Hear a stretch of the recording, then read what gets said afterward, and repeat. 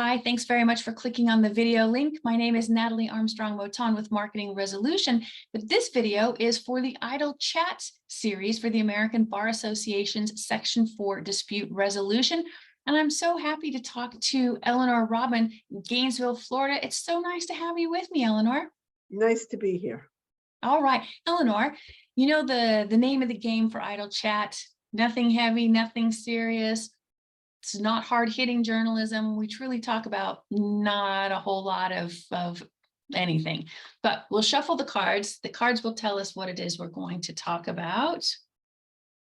So let's see what our chat will be today. All right, first card. Elinor, are you a fan of movies? Yes. Yes. Do you have a favorite movie, a movie that you can quote on a regular basis? Probably not. No?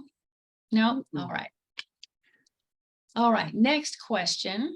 Elinor, what is the best book? Ever? The best Just in book your, ever? yeah, just in your opinion, yeah. Recently, I had a conversation with somebody about the books we had read in childhood. And so now, as an elder, if I remember the books, all these years, then in my mind, those are some of the best books. So the books that I remember reading from my childhood are A Wrinkle in Time, which they made it into a movie, but the movie doesn't hold a candle to the book. Harriet the Spy, which is maybe my all-time favorite of literary characters, and an old one called A Tree Grows in Brooklyn. And so if I remember those all these years, and each one has a heroine in it, if I remember all those heroines, then you know they really stood the test of time. You know, I agree. Those are also books that I love and loved reading as a kid, Mm-hmm. you know, back in the covered wagon days. But yes, good choices. Good choices. All right. Let's see.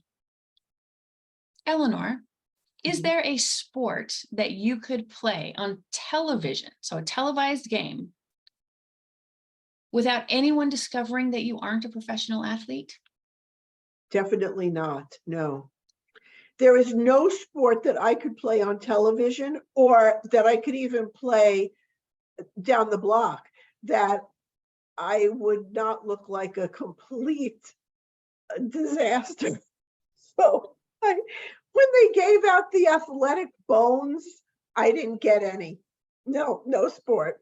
You weren't in that line. No, I was not in that line. No. You were over in the literature line. Maybe. I don't know. Checking out the good books. All yeah, right. I was in the Let's Party line. I was not in the athletic line. No. That's all right. Pickleball is like the hot new sport, and they say like anybody can play it. Anybody can play it, and maybe I will give it a try at some point in time. But and the other thing I have done, and I will do again, is dragon boating, because I think it's like it's truly a team sport. Dragon boating. Do you know what that is? I have no idea. What is this? Everybody sits in a long boat, two across, and there's, I guess, from the ancient Chinese dragon boats, and there's one person who stands at the front of the boat, and maybe he hits a drum to keep everybody in, on time and tuned, and you row, and there's contests and everything for dragon boaters. And it's a sport that a lot of older people do.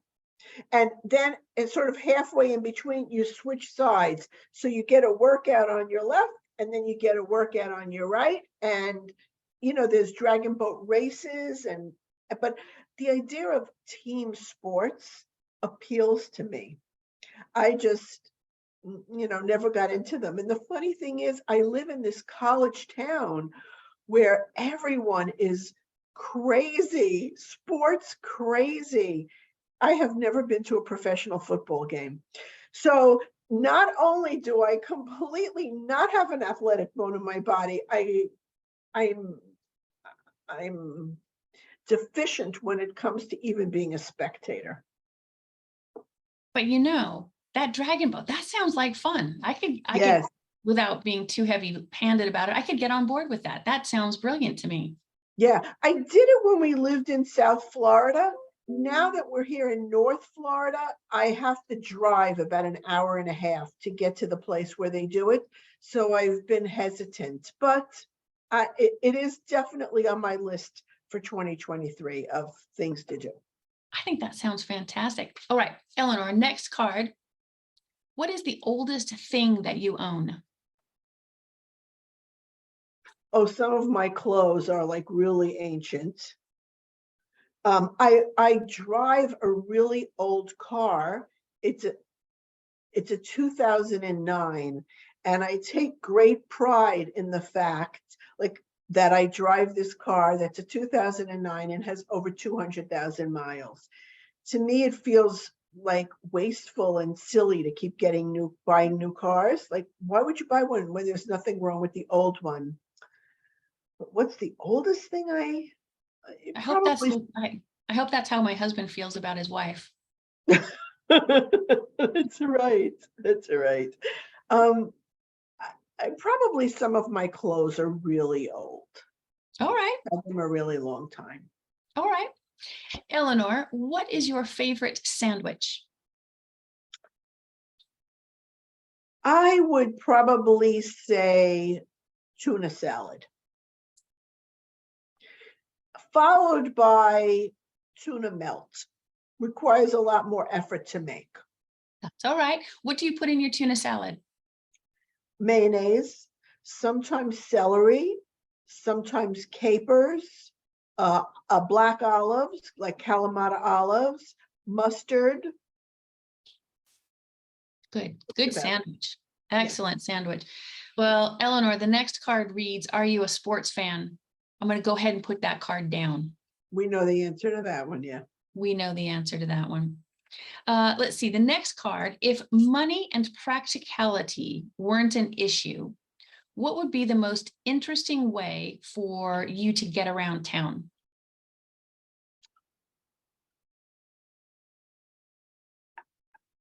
I mean, if I had some kind of like drone that I could sit on and, do that, that would be good. But this is a small town, and my 2009 Highlander really does me well. So, and I can put so much stuff in the back of that car too. So Right. keep Yeah. what I have. But if they do invent some kind of drone that you can sit on and, fly around with, I probably will buy one.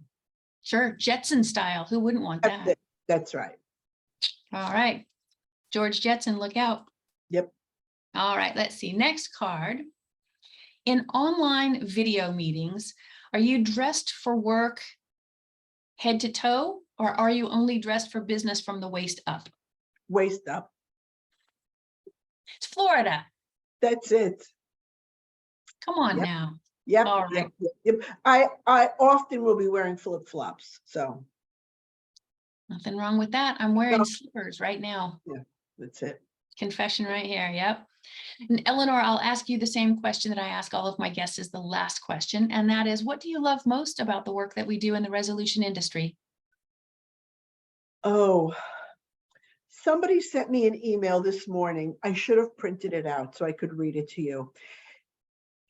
You see, I really do two things. I mediate and I teach mediation. And from the clients where we have mediated their divorce, I often feel so much gratitude from them because they know that it could have gone in such a different, more destructive way. But this was an email from somebody who took a mediation class, and she sent me an email this morning telling me that the class really changed how she sees her law practice and how she sees her family. And so she's able to use her mediation skills with everybody from her clients to her children, and that it's made a difference to her.